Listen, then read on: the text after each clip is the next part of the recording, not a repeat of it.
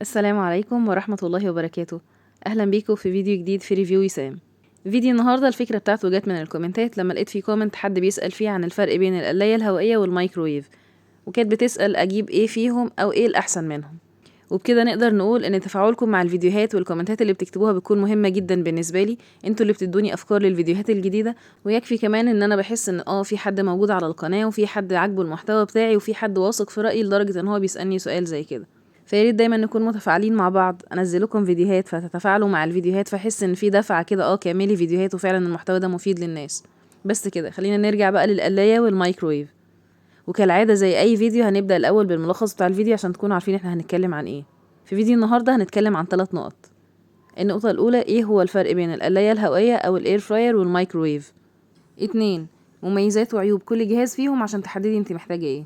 ولو لسه برضو مش قادرة تاخدي قرار تشتري ده ولا ده، فالنقطة التالتة في الفيديو هقولك امتى تختاري انهي جهاز فيهم، او يعني لو عندك ظرف ايه تختاري ايه وهكذا. ده كده كان ملخص لفيديو النهاردة. لو حاسين ان كلامنا في النقط دي ممكن يفيدكم فياريت تكملوا معايا الفيديو للاخر. واكيد ما تنسوش تتفاعلوا مع الفيديو زي ما اتفقنا، سواء بعجبك وتقولنا في كومنت عجبك ليه، ولو ما عجبكيش كمان اعملنا ديسلايك وقولنا في كومنت ما عجبكيش ليه. ولو عندك اي استفسارات كمان سيبيه في الكومنتات وهرد عليكي ان شاء الله. نبدأ بأول نقطة في الفيديو وهي ايه الفرق بين القلاية الهوائية والمايكرويف. لو عاوزين نعرف الفرق بين القلاية الهوائية أو الإير فراير والمايكرويف يبقى لازم نعرف طريقة تشغيل كل حاجة فيهم. لو بصينا للقلاية الهوائية فهنلاقيها عبارة عن جهاز فيه ملف معدني. الملف المعدني ده لما بنوصل القلاية بالكهرباء بيبدأ إن هو يسخن لحد لما يوصل لدرجة التوهج. فوق الملف المعدني ده فيه مروحة. المروحة دي بتلف بسرعة جدا وبتبدأ إن هي توزع الهواء السخن ده داخل القلاية، وبالتالي بتتم تسوية الأكل. أما المايكرويف فهو عبارة عن جهاز بيصدر منه موجات كهرومغناطيسية. الموجات الكهرومغناطيسية دي بتخترق المادة الغذائية أو الأكل اللي احنا حاطينه جوه الميكروويف، وأكيد كلنا عارفين إن أي مادة غذائية أو أي أكل جواه جزيئات من المية. فالموجات الكهرومغناطيسية دي بتلعب على جزيئات المية اللي جوه الأكل، بتبدأ تخلي جزيئات المية دي تتحرك بسرعة جدا، وبالتالي بتتم عملية التسوية. أو يعني عشان أكون دقيقة أكتر في الوصف، بتتم عملية التسخين مش التسوية. وده اللي هنتكلم فيه في النقط اللي بعد كده. طيب بما ان بقى في ملف معدني وفي موجات كهرومغناطيسية، هل في حاجة من الاتنين دول مضرة للأكل أو بتأثر على الأكل؟ الملف المعدني ده آمن 100%، مفيش منه أي ضرر. هو عبارة عن حاجة كده معدن بتسخن وبتطلع الحرارة بتاعتها، بتساوي الأكل عن طريق الحرارة. أما بالنسبة للموجات الكهرومغناطيسية اللي بتطلع من الميكروويف فمفيش منها أي ضرر على الأكل خالص، لأن دايما منتشر بين الناس فكرة إن الميكروويف بيطلع منه إشعاع فبيأثر على الأكل وبيغير تركيبة الأكل، وبالتالي بيخلي الإنسان يصاب بالسرطان. فالموضوع ملوش علاقة خالص بالموجات الكهرومغناطيسية اللي داخل الميكروويف. كمان خلي بالكم ان الميكروويف بيكون جهاز محكم جدا، الموجات دي بتكون داخل الجهاز بس. لو في اي مشكلة في الباب او الباب ما اتقفلش كويس، اللوك بتاع الباب ما اتقفلش كويس، فالجهاز ما بيشتغلش. فيعني موضوع ان هو امان ولا مش امان، فالميكروويف برضو امان زي القلاية بالظبط. نروح للنقطة التانية وهي مميزات وعيوب القلاية الهوائية والميكروويف. وفي الجزء ده يفضل ان يكون معانا ورقة وقلم ونكتب فيها المميزات والعيوب بتاعت كل جهاز فيهم، عشان بعد كده تحددي اولوياتك وتعرفي انت محتاجة ايه. لو بصينا للميكروويف فهنلاقي ان من مميزاته تسخين الاكل وفك التجميد. اما القلاية الهوائية نقدر نستخدمها في تسخين الاكل، فك التجميد، والتسوية. يعني نقدر نستخدمها في القلي وفي الشوي وفي الخبز. ولو بصينا لعيوب الميكروويف فهتلاقوا ان عيوب الميكروويف ان هو مش جهاز مستخدم للتسوية.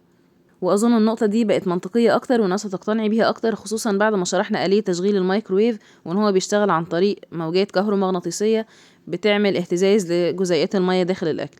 فما اظنش ان الطريقة دي او ان الآلية دي هتكون كافية لتسوية الاكل. احنا ممكن نستخدمه في بعض الحاجات البسيطة، نعمل فيه كيك او نعمل فيه حاجة بسيطة، بس هو مش جهاز يستخدم للتسوية، يعني ما نقدرش نستخدمه او نعتمد عليه لتسوية الاكل. اما لو بصينا لعيوب القلاية الهوائية فهنلاقي ان العيب الاول هو صعوبة التنظيف. طبعا احنا نقدر نتخطى موضوع صعوبة التنظيف ده باننا نغسل القلاية اول باول، ما نسيبش يتراكم عليها دهون.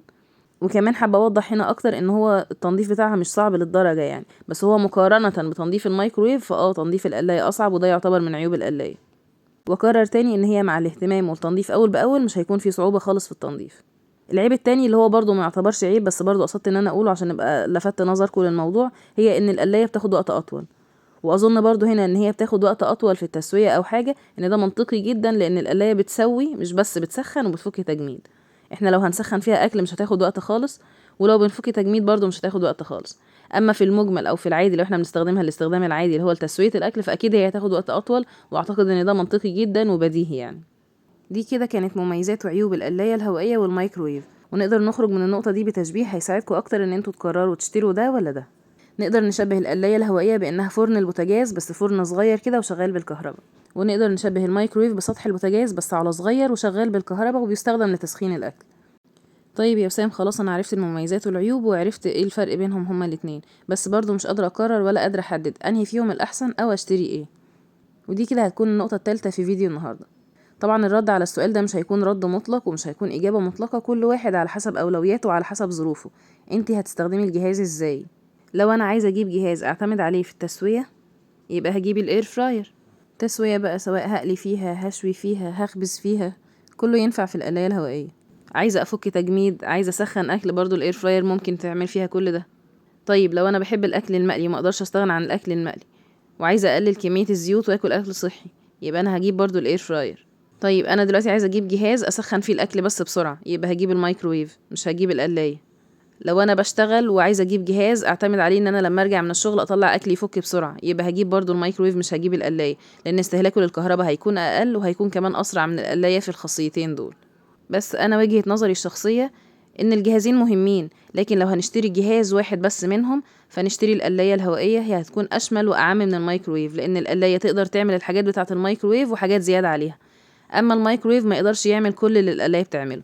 في ناس ليهم وجهة نظر مختلفة، وهي ان الحاجات اللي احنا بنعملها في القلاية ينفع تتعمل في الفرن. طب ما برضو الحاجات بتاعة الميكرويف ممكن تتعمل على البوتاجاز من فوق، يعني فك التجميد ممكن اطلع الحاجة من بالليل تفك تجميد مش مشكلة، التسخين ممكن اسخن على البوتاجاز من فوق. فانا شايفة ان الاشمل والاعم ان انا اجيب القلاية تقدر تعمل حاجات الميكرويف وتقدر تعمل حاجات البوتاجاز كمان. فدي كانت وجهة نظري او كان رأيي في الموضوع. اكتبوا لي برضو رأيكم في الكومنتات ووجهة نظركم، لعل وعسى يكون انا تفكيري مثلا في حاجة غايبة عن تفكيري فما ضرش حد بالكلام اللي انا بقوله. وبس كده، دي كانت المقارنة النهاردة بين القلاية الهوائية والميكرويف. يا رب الفيديو يكون افادكم ويكون رد على كل استفساراتكم. لو عندكم اي اسئلة تانية اكتبوا لي في الكومنتات وهرد عليكم ان شاء الله. اشوفكم في فيديو جديد. كنتم في ريفيو سام، والسلام عليكم.